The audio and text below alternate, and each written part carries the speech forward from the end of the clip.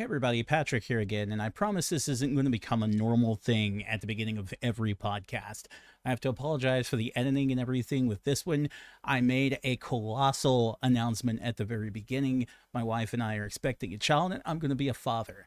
Now, because of how nervous I was to tell the world about that, I made some mistakes when I went live. There were audio issues, there were input and output issues. It was a bit of a mess. So I apologize for this one, but again, nervousness when you're telling the world that you're going to be a dad for the first time. That said, enjoy the show.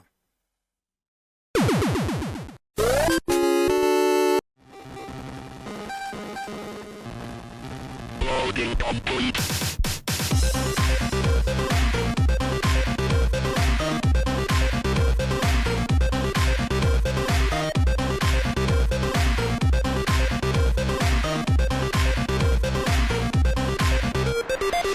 Welcome one and all to the Reset Button, episode 10. This one is having a wonderful time so far. Everything is broken. Everything's out of control. Windows update? Yeah, probably.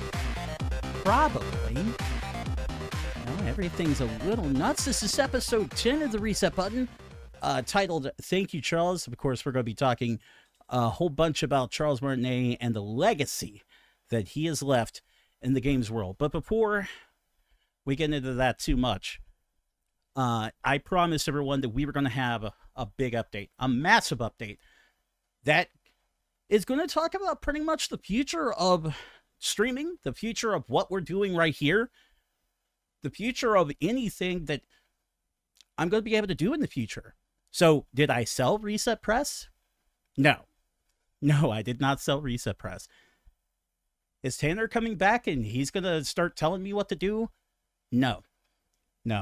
But to make such an announcement, I can't do it alone. I brought Dana with me because, everybody, we want to announce that we are going to be parents. Well, what you need to know, honey, is they're very, very happy. Johnny was saying, somebody get the phone because he called it. And Liz wants our PayPal right now.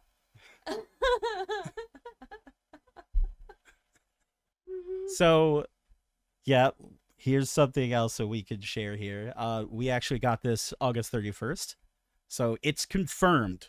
Beforehand, we didn't want to say a whole big bunch about it because it wasn't confirmed. It was just a few positive tests. Now, confirmed, I can't believe it. I'm blown away. I've been nervous about this show all day. Now, I guess the big thing to talk about is, like I said, the future of this and everything. Yeah, because April 15th and forward, I'm not sure how often you'll be able to see us. We're going to have our hands full. We're going to be parents. Of course, we're going to try and keep a regular schedule for the podcast, but all the other things we talked about before, like the videos and us doing co-op campus and everything. I mean, we love Vadi. We love him. Valley. Why did I say Buddy? I don't know. Legend of Zelda. Oh, there you go. Yes, I am. I am very nervous. We love Valley. We love doing everything, but it's going to be really tough for us to be able to do that when we're being parents. But you know what? I'm still dedicated to doing this. I want to give you guys the best show I possibly can while I'm not beat red and falling apart. Because, oh my God, I never thought that this would happen. This is something that we've been, thinking about and talking about for ages. And actively trying for a year. And here we are. I'm just blown away. I'm blown away. This is aside from telling close personal friends and family, you guys all watching right now, all of you, this is an exclusive for you. The public doesn't know this. So if you came out to see the show, and you know what, you guys, you got the scoop. You got it. And I couldn't be happier. Thank you, everybody. Oh, a lot of people know that we do like a recorded version for audio only. Well, you had to be live for this one, but I'm seeing so much support in the chat here. So after the show 2 weeks ago, Reset keeps us on, and he's just like, "Oh, I got like a big announcement. It's life changing. It's life changing." And me and Liz were both like, baby, you have baby." Oh yeah. Yeah, And then I was like, when they made the announcement, the official announcement, I'm like, I sure hope someone picks up that phone because I fucking called it. and like when we were chatting with Patrick, in private, I was like, "You guys, I have a feeling it's gonna be baby," and he's like, "Well, there's somebody else, like that I can't tell anyone. Somebody else says I can't." I'm like, "It's totally Dana. She's the boss." And I said I bet $20, and I'm gonna send you $20 to your PayPal because we gotta start the baby fund to get the stuff for the baby, start the college fund.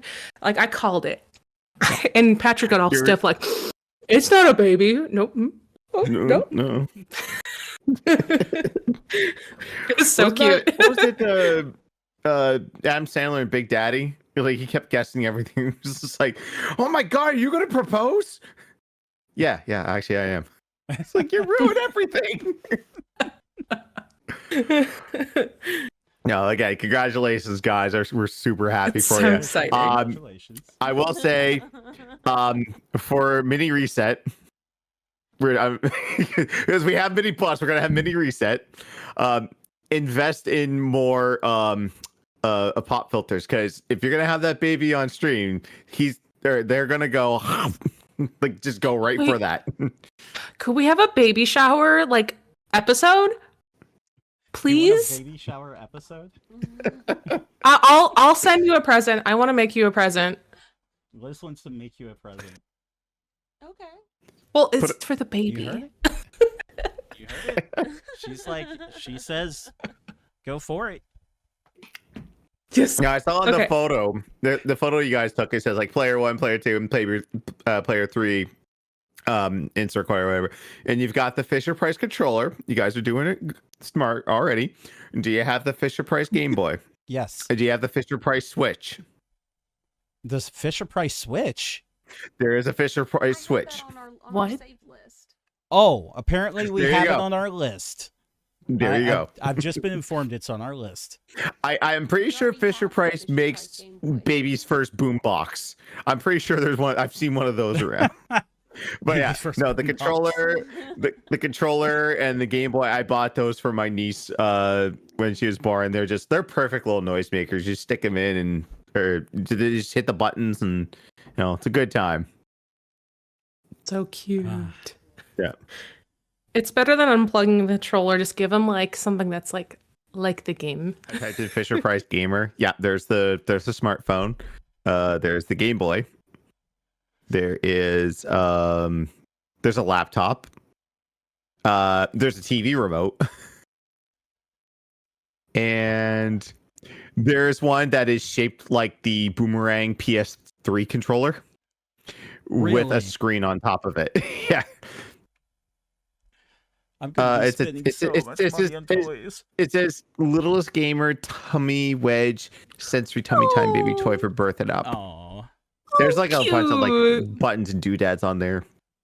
So here Yeah. is the issue with everything, guys. Okay, did I swear we're going to get into topics. I promise. So the issue in this game room, and I'm going to pull this back a little bit so everybody can hear me while I stand up. So you've got all these toys in the background, toys everywhere, and then I've got to stop buying all those toys so I can buy the baby toys that still look like those toys.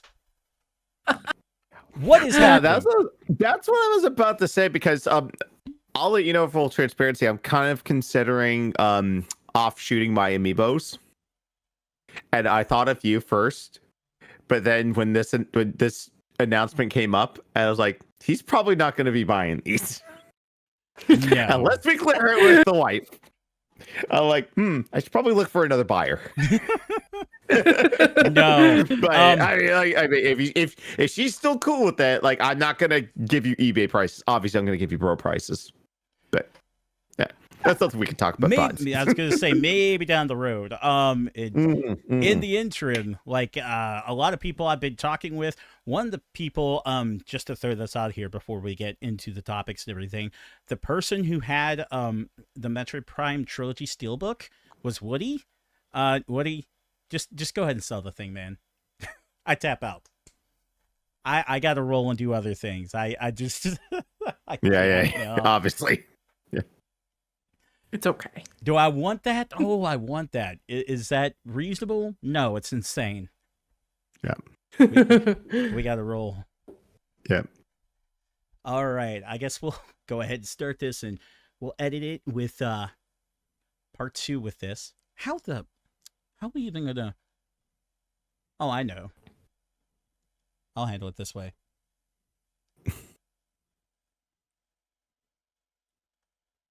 Welcome back to the reset button. We had a little bit of baby talk there. We had the big announcement, and chat went wild. If you're listening to this later on in the audio version, or maybe you're watching the video, this is why you have to show up for these live. We do this every other Friday over twitch.tv/resetpress. Where are you? Missing all the goods. That's what you're doing. This episode, again, like we were saying earlier, is episode 10. Thank you, Charles, because the world got rocked with some Nintendo news earlier this month that I think shook everybody to the core. Every single person, every Nintendo fan out there shaken to the core because Charles Martinet is retired, at least as Mario and all the Nintendo characters that he voices. Charles had been voicing Mario since 1993, I believe. Does anybody know the first game that he voiced? It's one of the PC games, right? It's Yeah, that's what I thought. the one where he plays fish. Yeah, Mario Teaches Typing. Yeah. So he has been Wait, there was voices in Teaches Typing? Is that not the one where he was playing the card game as well? No, that was like a kind of a smorgasbord of different like games. Because there's Go Fish, there's Backgammon, there was like a bunch of different ones on there. Because Mario's teaches typing is like on like DOS, like old MS MS DOS. No way you could put voices on that. So the I'm pretty sure like the one with Mario goes fishing, that's like CD-ROM, so you could have like the voice clips. Mario's Game Gallery. Thank you, Simon. Oh, there we go. Thank you. So we got that. And then, of course, the first time he voiced the character ever was at a game expo. It was a trade show where they actually had like a virtual reality Mario head that was interacting with people. And a really funny story on that one before we really dive into this. It was funny because every time somebody would come up and see that Mario was actually interacting with them, everybody kept asking where Luigi was.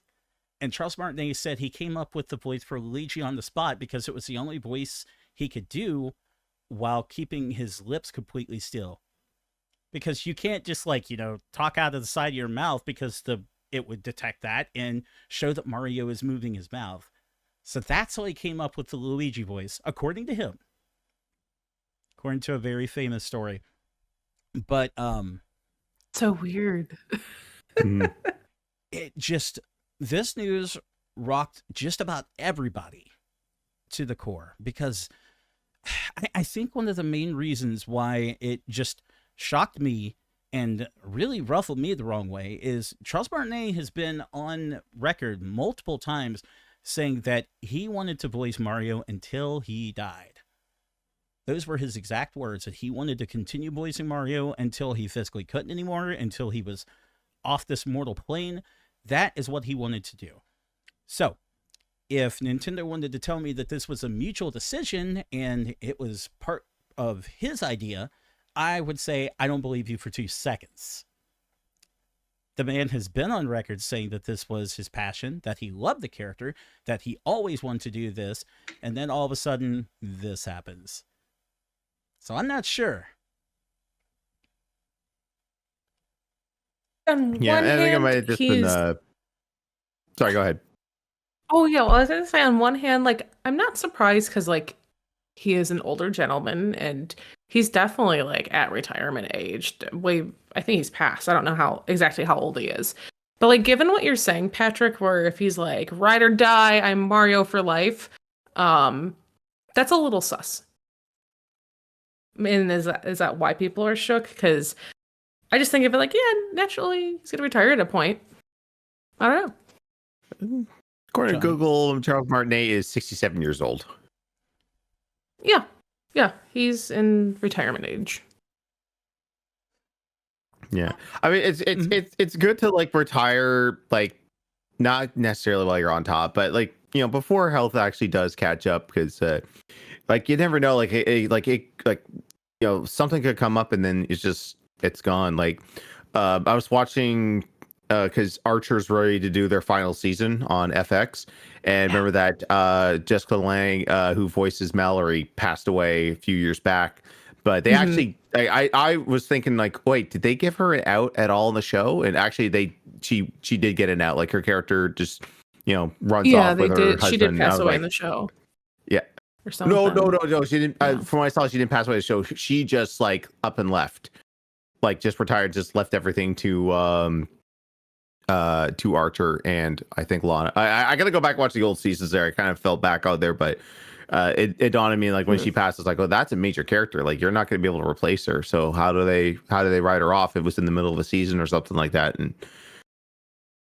yeah, I mean, like it's I mean it's sad because this guy's been voiced by him for the last like 25 years. But from what I heard, like from Super Mario Brothers Wonder, the new voice actor, like some people could barely tell that it wasn't Charles. It was like the new person.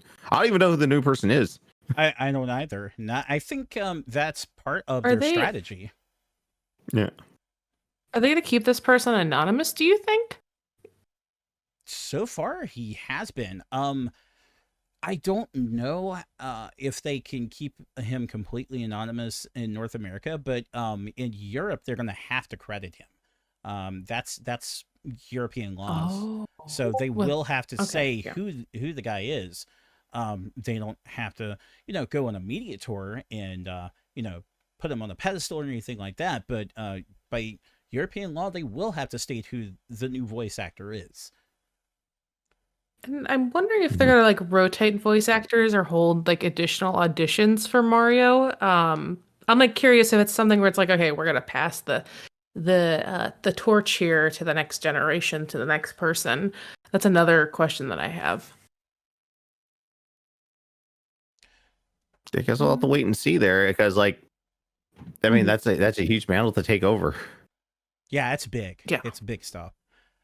But it's not. I mean, I appreciate that. Mm-hmm. Go ahead. Go ahead. Sorry. No, I appreciate like with Charles, like they're not just like they're like, oh yeah, he's retired, goodbye forever. Like they are keeping him as an ambassador. And honestly, I think there's a point with a lot of like celebrities' careers, for example, where they might not be actively making like a particular show or piece of art or whatever that they're doing, and they do their tours of like, hey, we're gonna see Charles Martinet probably at a lot more Comic-Cons or gaming conventions, etc. So I think having like still the official like Nintendo seal on him essentially will give him a lot more ability to continue traveling, which is nice. And I don't think he's gonna go away from seeing people in person either. That's exactly what I was about to say. I mean, it's not all doom and gloom. He gets to be a Nintendo ambassador. He's still going to go around spreading the good word of the company. Everybody still calls him the voice of Mario. Like, he's not, but everybody still says that. I think I checked his Twitter the other day. He still calls himself the voice of Mario. And that's just the way everybody's going to look at it. I kind of see this now that I've cooled off a little bit, is like Miyamoto being like what they call what is his title? The Chief Creative Fellow? Or just like the Creative Fellow that they have? It's a really nice way of saying, Miyamoto, you're aging and I'm not so sure we want your hands on all of our games, but we'll keep you around so you can come by every once in a while and be like, I like that, or that's trash, or something like that, and just give people ideas. So I think overall it would probably work out in the end, because it gives him the opportunity, like you said, to travel, spread the good word. And we don't know what the contract does 100%. He may be able to continue voice acting in other games. Someone just brought up a different dragon in Elder Scrolls 6, so there we go. We know that he was a part of Skyrim, so he's going to continue that legacy into the next Elder Scrolls. And he could do all sorts of things. Just because he's retired as his most famous role doesn't mean he's done for good. Henry Cavill didn't get to be Superman anymore. He didn't roll over and die. He's still doing plenty of great stuff. And I just did a quick little look up too, and like obviously like this is different in every country, but just like doing like a quick like little Google, people typically retire at like 64 or 65 in Japan. So I'm wondering, even internally with like big Nintendo in Japan, if they're like, yeah, like it is like your time to retire. So I'm wondering if that's a factor. Like even though the retirement's similar age in the US, I'm just wondering, like on like more of a cultural level, kind of like what you're saying about Miyamoto, stepping back, but he's still present and active. So that's like another question that I have, or another speculation. It could also be Nintendo's way of looking at things too. I don't know if it's Japan's. Somebody would have to tell me a bit more, because when I look into Japan as a whole, it's usually video game companies, which I understand is a terrible understanding of how a country works. Mm-hmm. But that is my litmus test of how everything goes over there. And I know that you have I cannot remember his name off the top of my head. The creator of Smash. He works Sakurai. Master Sakurai. Sakurai is wanting to retire pretty early. I don't even think he's 60 at this point. He's ready to retire. Oh my god. Yeah.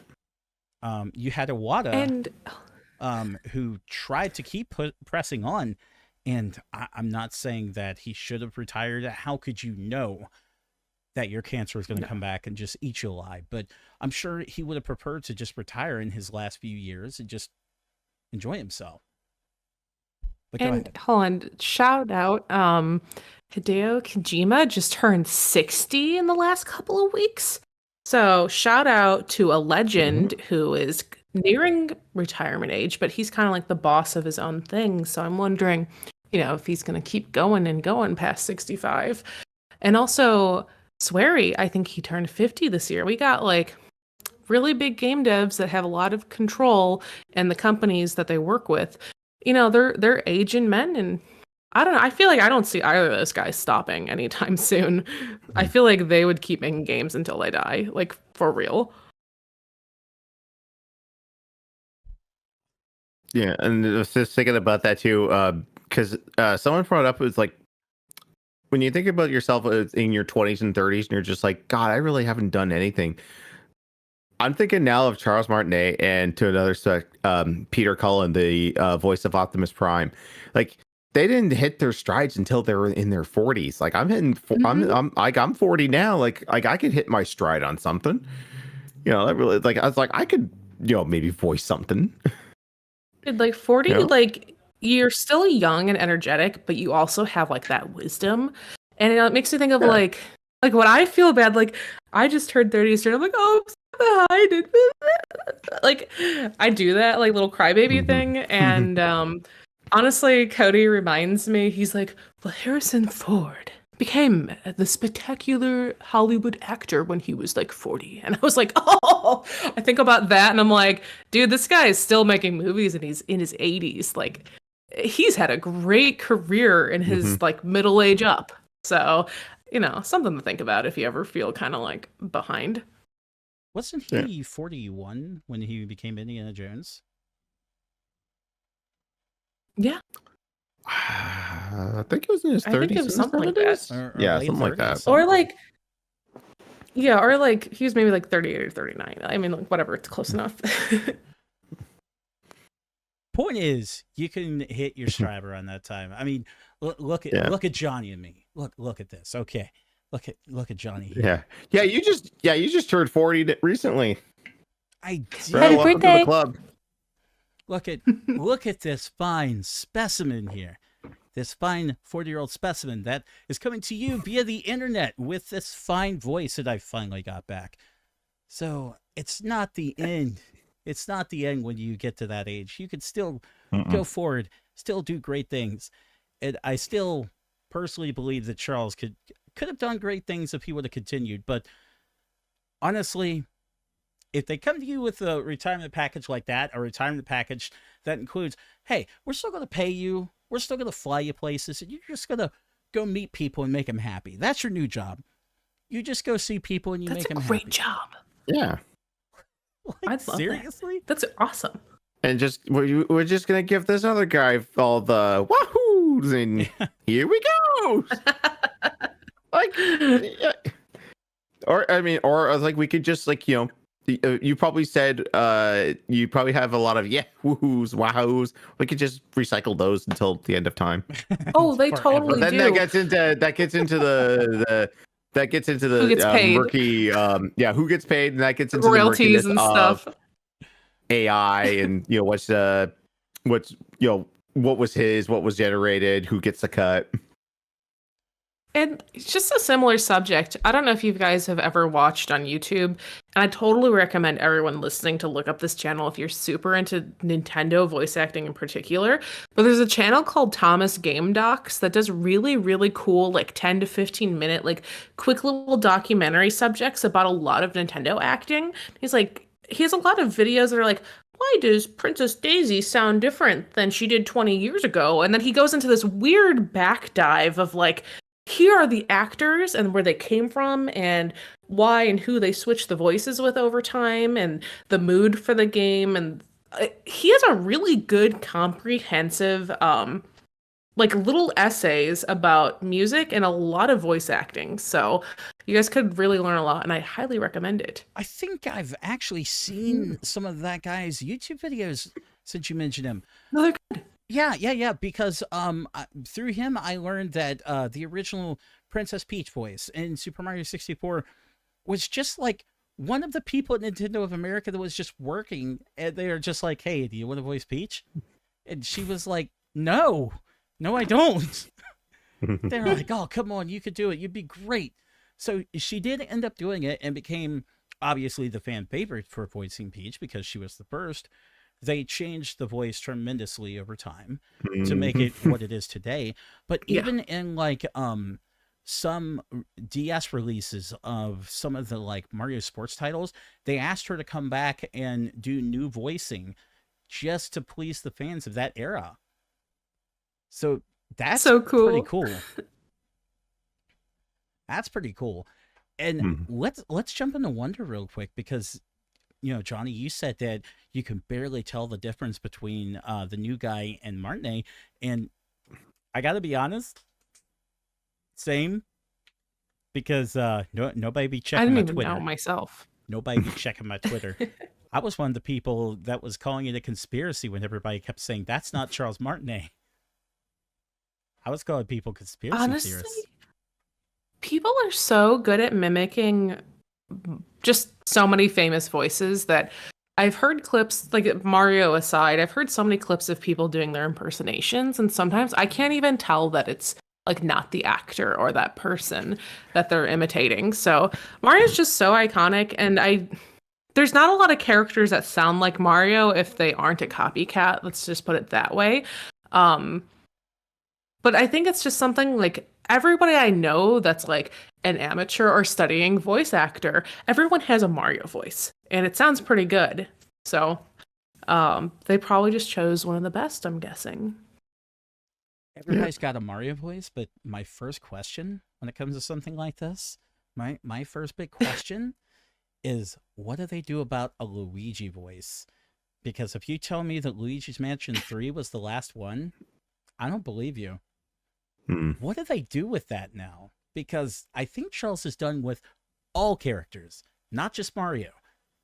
Yeah, no, he's done with all characters. So like it's no Mario Luigi, He's- Wario, yeah. Waluigi. Like it's all gonna be recast. He's not there. on the Nintendo payroll. Let's just put it that way. Yeah, not as a voice actor. No, So just as an ambassador or a consultant.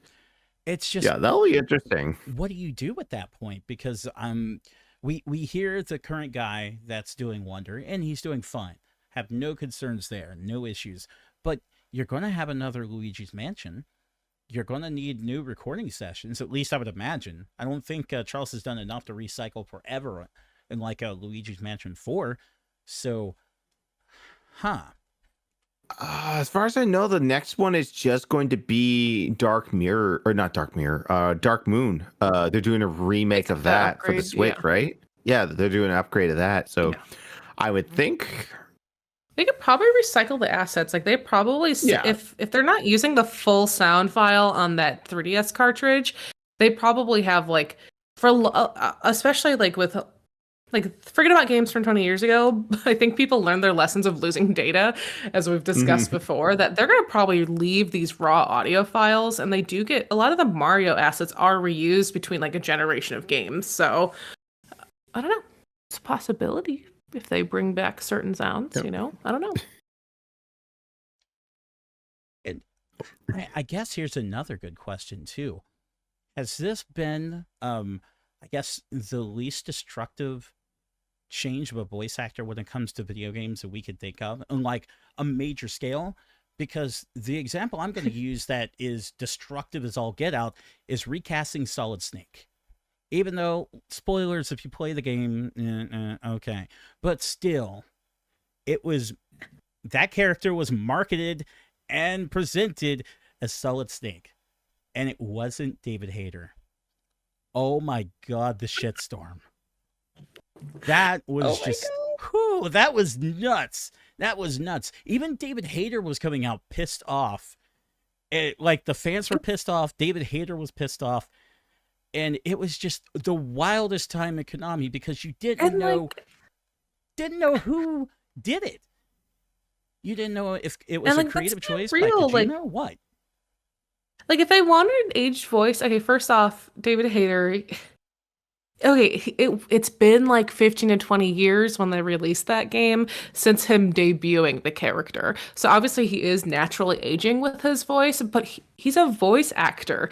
And I'm sure he has something in his vocal range that does sound like a gruffier, older Snake at a point. So I think that's silly. And I have unless they have a bad relationship with, which I don't get that impression. That's just very odd. It'll be interesting to see when Metal Gear Solid Delta comes out, which is the remake of 3. Like, is Hayter going to I can't remember if they've announced it if Konami's just going to use the old recordings again, or if they're just going to get the actors back to re-record. I don't know if they mentioned that, but the one thing we can use that can help us have like an inkling of an idea of what they're going to end up doing is they've already had I think like a car commercial where Konami allowed Snake to play the character in that commercial, and there was some sort of convention, I guess. I don't know if it was around Metal Gear Solid, but it was like heavy emphasis on Metal Gear Solid, and Snake did like a little commercial for it where he said, you know, I can't be there, I wish I could, but I hope everybody has a good time. And so it seems like if he's not doing this on behalf of Konami, that they're fine with him continuing to play the character. They're not coming after him. They're not, you know, trying to copyright strike or, you know, cease and desist him or anything like that. So it seems like there's, you know, good vibes between both him and the company. Mm-hmm. Definitely. Very strange. Especially when he was going to voice Snake in that fan remake of Metal Gear that got shut down. Ooh, really? You remember that? Ooh, No, I didn't know about that. No, I don't. There was a fan project to remake the original Metal Gear, the MSX Metal Gear. David Hayter was actually signed on to voice Snake in that, and of course, you don't. They'll shut the fuck up. Don't tell me about that cool project. Don't tell me about that cool project you're working on. Oh. just release it and then worry about the cease and desist later. Because when it's on the internet, it's there forever. How many times have we said that in this podcast so far? If you're working on something cool, rock on, but shut up. Don't tell us. Wooly versus has an entire video about that. Once again, he has the preface. It's like, I am not a lawyer, but if you go to jail for doing this, go to jail with the knowledge that I will be enjoying your project.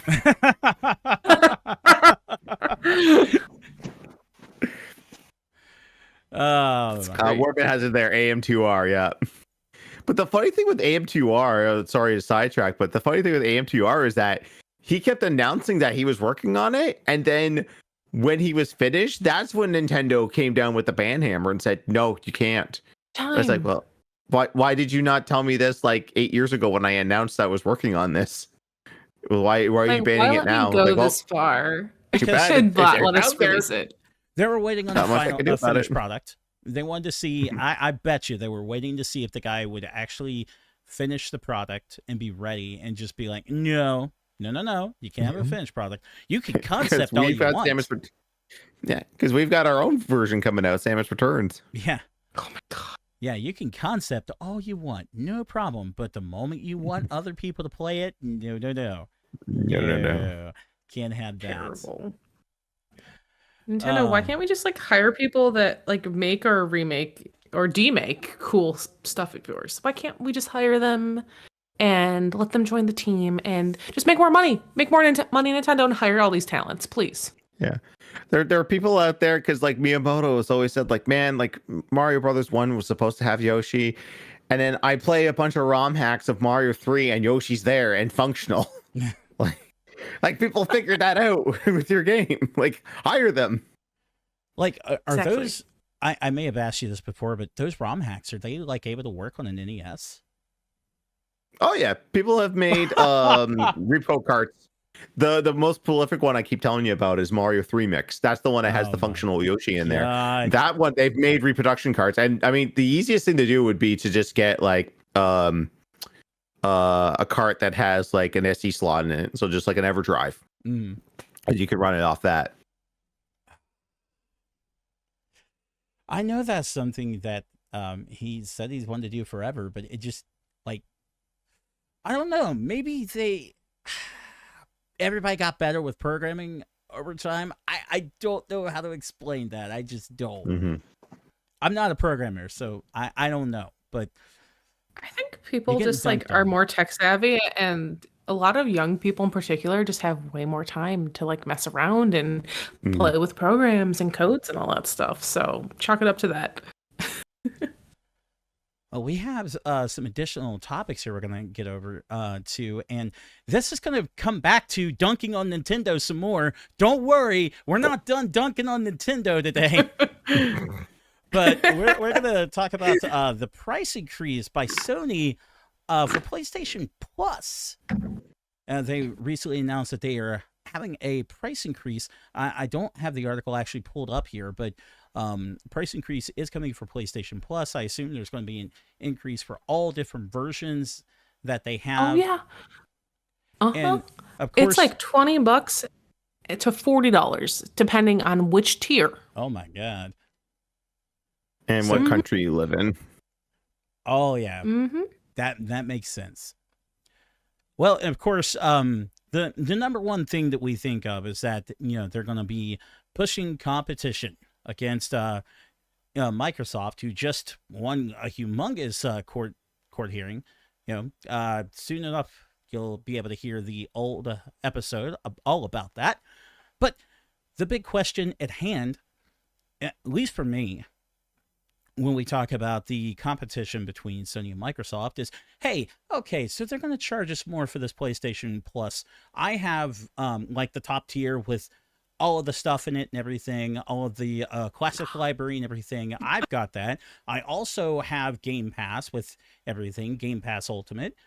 My big question with everything, because I love doing this and found it to be a pain in the fucking ass with Sony, is streaming. What can we hope to see with game streaming? because right now, I hate to tell everyone, I'm a big Sony fan. I know Liz is as well, but the streaming aspect for Sony is hot garbage. Not good. Any takes? So Yeah, I don't really have a take. Let me just put it that way. On the stream in particular, let me put it there. Go ahead, Johnny. I haven't attempted it myself. Just I've gotten firsthand knowledge of it, but like, it's still like they did this on PS4 and PS5. It's like, why is it so hard to emulate PS3? Like when you're on these different programs like PS1, PS2, oh yeah, you could just directly download those onto your console. But for some reason, PS3, nope, gotta stream that, and just it just doesn't. From what I've heard, it works, but then it doesn't work. There's a lot of lag and input, especially like say if you sold your PS3 and you had like Third Strike Online Edition, like your bone, like not only are you having to worry about, I mean the rollback on that is great, but like you're also streaming the game from the Sony servers at any time. It's like, why can't they figure out how to put PS3 on like a PS5? Like it's like, I don't know how Xbox did it. They're black magic where that's like, oh yeah, we can do OG Xbox and 360 on there, not streaming, just install the game right on there. They figured that out. Like, why can't Sony? On a surface level, and like even back during the PS3 era, there was just so many challengers developers had when the console first came out. Like if they were not like a Sony-based studio, with their contracts and everything, a lot of developers had so many difficulties translating like an Xbox game to the PS3. So I don't know like the super duper crazy behind the scenes like how computers work knowledge, but even thinking about from 10 to 15 years ago, people talking about it like that, there must be something funky in the way that the PS3 is programmed versus all other Sony consoles for whatever heckin' reason it is. But like there's a couple of things like, I guess I don't care about streaming because I'm a physical for life person.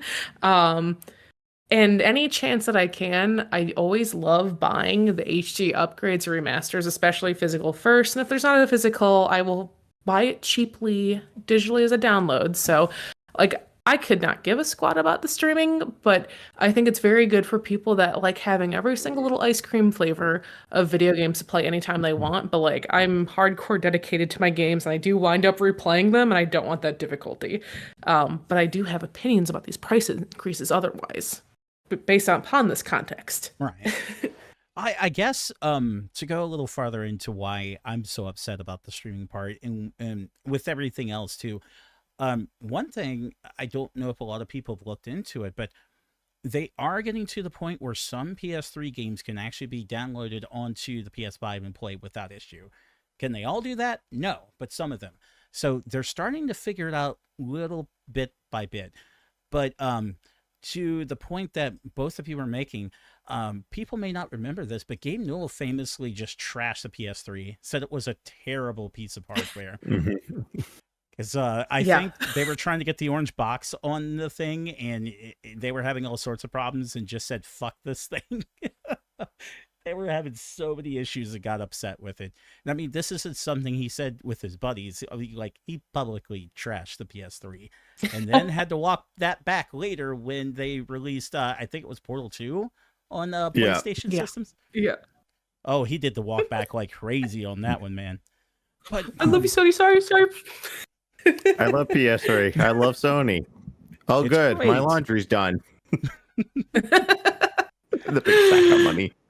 But the biggest issue with that, and one of the reasons why I think we need to keep pushing, Sony to produce this really good experience when it comes to streaming is, one, I truly do believe that's the future. It's just that Google doesn't know what the fuck they're doing with any project ever.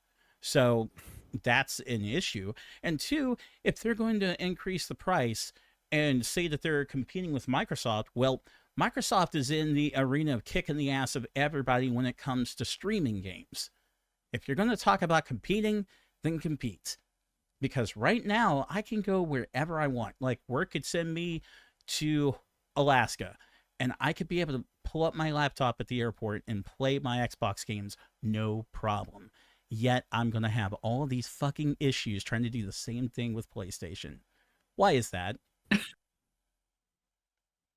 I don't know, but I'm just looking at I follow a Twitter account called Game Steal Canada, so just know when stuff's on sale.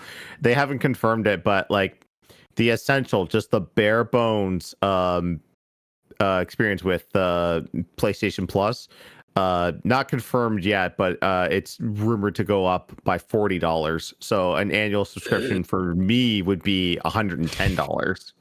Dude, And I mean, Canadian dollars are a little different, but still, because we have like an entertainment or electronics tax here, something stupid that got implemented like 10 years ago that got it. For some reason, politicians still won't abolish. They're just like, oh no, we need this. Yeah. No, they don't believe it's evil. It's just like, we just need the money. Oh, gotcha. How dare you? I'm just like upset. So I am like the base. I am like the base level subscriber, okay? Because I don't care about streaming or all the other cool things that you can unlock and have. I'm just so deeply invested with BS Plus that I guess like I could cancel and resubscribe and unlock all the games that I want to play all over again. But I have such an immense library and I do go into it. Like, not that I'm playing the new released PS Plus download games every single month. Normally, a lot of the games are kind of stupid. I don't think a lot of them are the best all the time. Yeah, you usually get. But when I do want to play them, like I do legitimately go back on the catalog from Plus, and it's like, hey, I did get this like 4 years ago, and I do want to play XYZ. Or they do have a lot of cool like little indie studio games, and I do particularly like those. But like the AAA stuff, I don't care about. But I don't want to lose that library, and their big reason, like they didn't say anything, but like we just want to bring a better experience. And it's like, unless you're changing and legitimately adding more to the base level, like there's no reason to increase the base level. In addition to, like I feel like you have to give more, and I understand they have to increase the threshold because people will more than likely choose the base model rather than upgrading to the different streaming models or whatever extra stuff that you get. But it's just like infuriating for someone like me where it's like, I literally only use the function of share play because my friends and I play single player games and take turns. Like that's literally all I do with gaming online. It's so stupid, but that's why I'm upset. Sure, I get it. I mean, it's good to have that library. I subscribe to everything because, well, I'm old. I'm sorry. I just turned 40. I want to play my Twisted Metal 2. Damn it. And I don't have Twisted Metal 2 physically. I just don't. I think it's probably one of the more expensive Twisted Metals, 1 or 2. And need I remind everybody why I can't go around collecting games at the moment? Need I remind everyone? So, unfortunately, that's just not going to be in the cards for the given moment.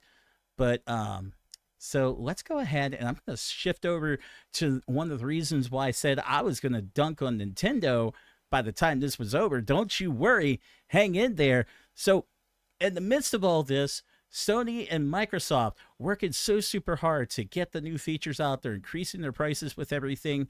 You've got Microsoft with all these insane deals going on right now. You can play fucking Starfield day one without throwing any extra money down as long as you have Game Pass. Is that not insane? I think it's pretty crazy.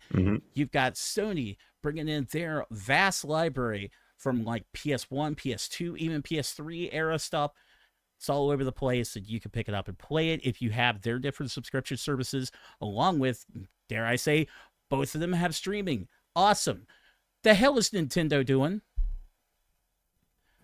What the fuck are they doing?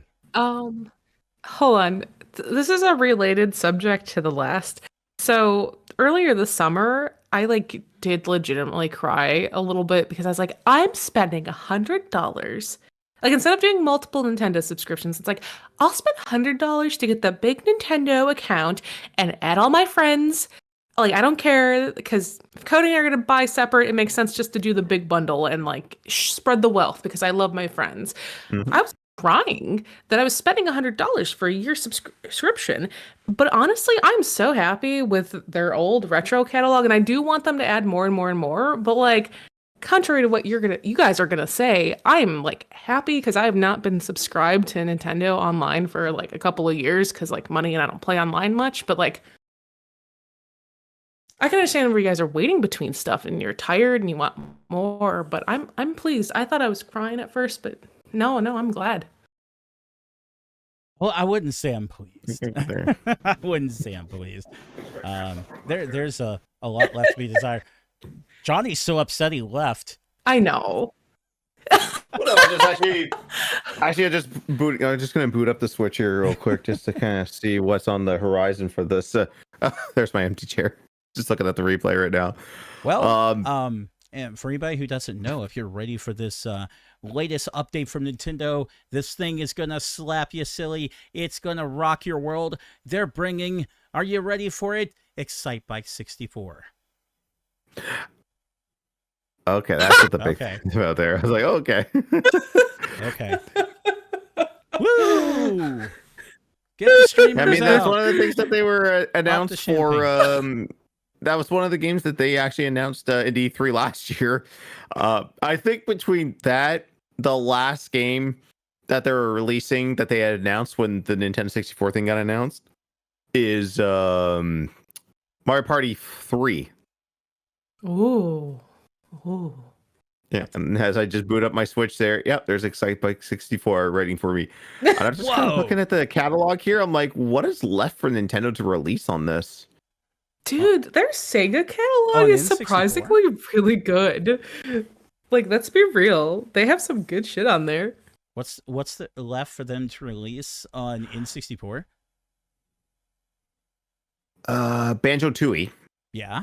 if they can scoop that back up from Xbox. That would be one. Not talk it about really- this. Yeah. I'm gonna cry. Chat mentioning Quest 64. No, stop it. Oh, dude, I Yeah. loved that when I was a kid, but it's a piece of crap. There's a lot of like weird little niche games that they could release on that. It all depends on can they release the games on that. Like Mystical Ninja starring Goemon. That would be a weird one to have, but Those I'd take games are so good. it. I'd take it. Yes, please, Nintendo, listen to us. I mean, at the same time, though, we're still awaiting any Pokemon, like mainstream Pokemon game on Game Boy or Game Boy Advance apps. They're still not there. And yet they'll keep teasing you with like Pokemon everything except the Pokemon games. Yeah. Pokemon It's their- everything except actual Pokemon. Can't do that. It's a money maker. Why would they give it away really cheap or free? They know what Oh, the they're money doing. maker to everyone other than Nintendo, because like God, like trying to get a legit cart of Pokemon is like near to impossible now, because like everyone wants like 70 and up for it. There's that. Like, And then, so a little bit of collector talk for everybody. We got to jump into that real quick because Of course. it's the reset button. Of course, there's collector talk. So be super careful when you're out buying even like GBA Pokemon games, because now it's to the point where they know that there should be a Nintendo logo printed on the board. So they are putting and you can usually see that the font is screwed up, but they are printing that logo on the board. So if you take the flashlight and look in there, you'll see the logo and think it's legit. You need to be opening up every single one of these. So I know the prices are going to be really high, guys, and I'm sorry, and it's going to suck, but you really need to be buying these in person so you can open up the game. and Invest see in it. your screwdrivers. Invest in those. $5. Best Pink purchase Gorilla of your Games- life. Saves you a pinkgorillagames.com. million. They don't pay me anything to say that, but go to pinkgorillagames.com. You can get their kit, and that thing is going to save your ass if you try to get these games. Yeah. And there's really good guides online on figuring out like what you really need to look for like every single game.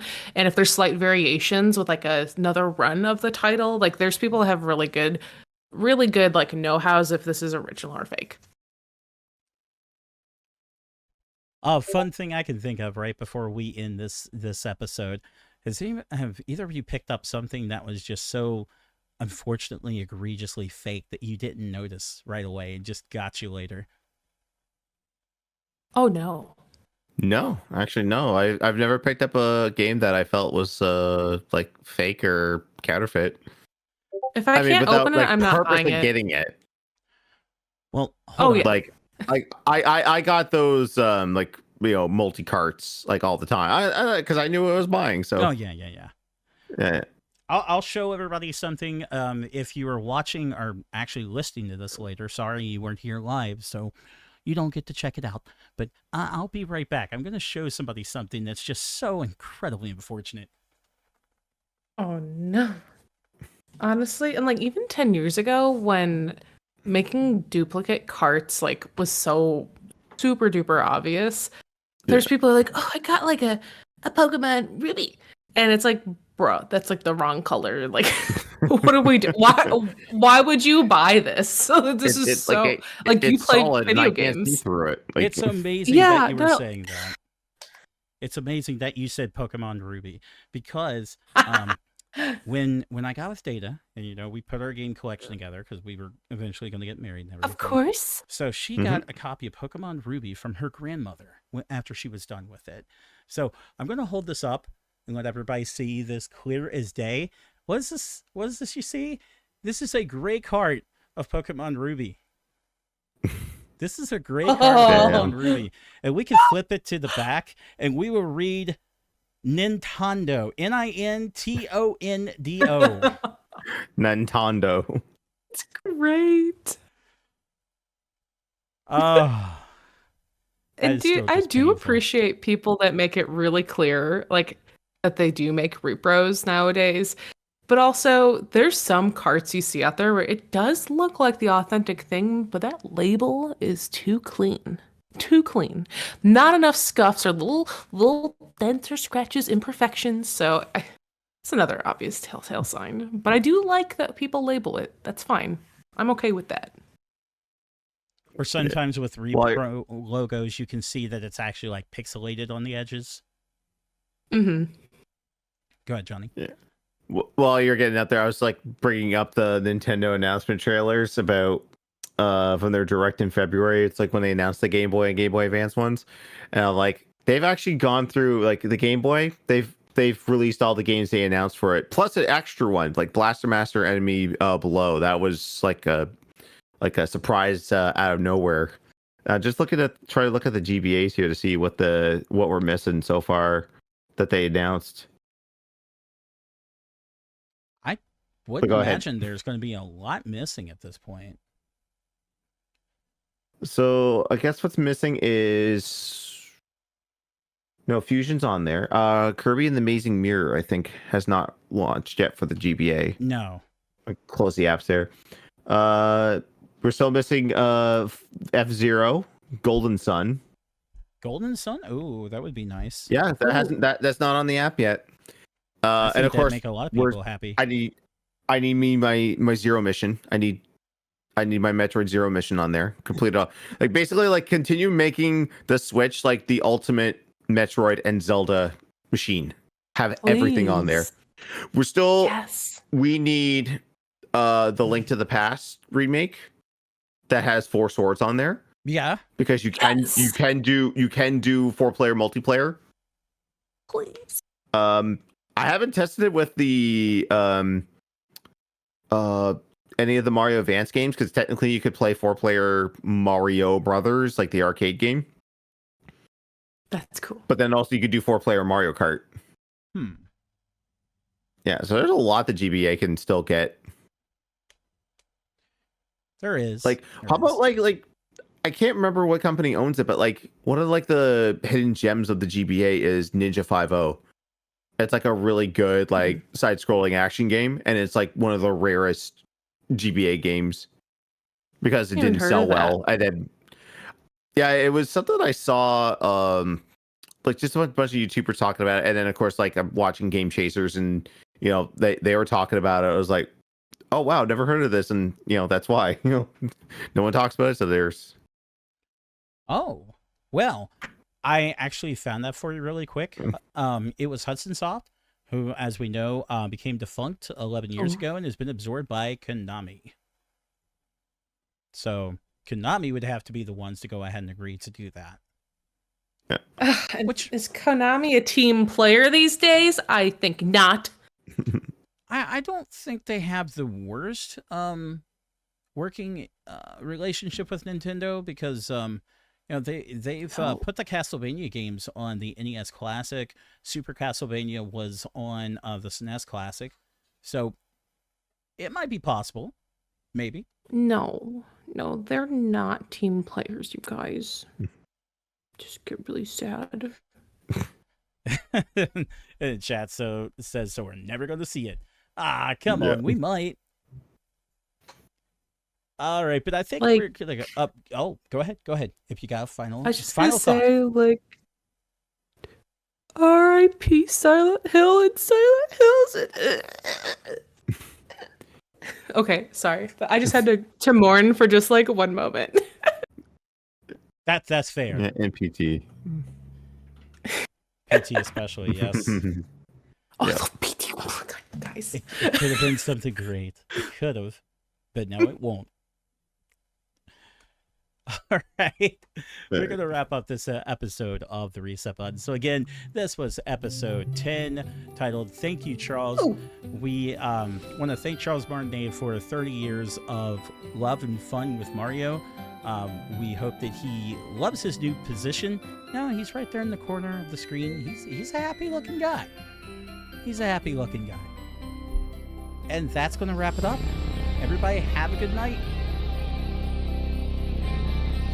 Thank you so much for checking out this episode of The Reset Button. If you like the podcast, please make sure to subscribe to the channel and hit the notification bell so you'll be updated whenever there's a new episode or various clips that we produce. We appreciate all your support.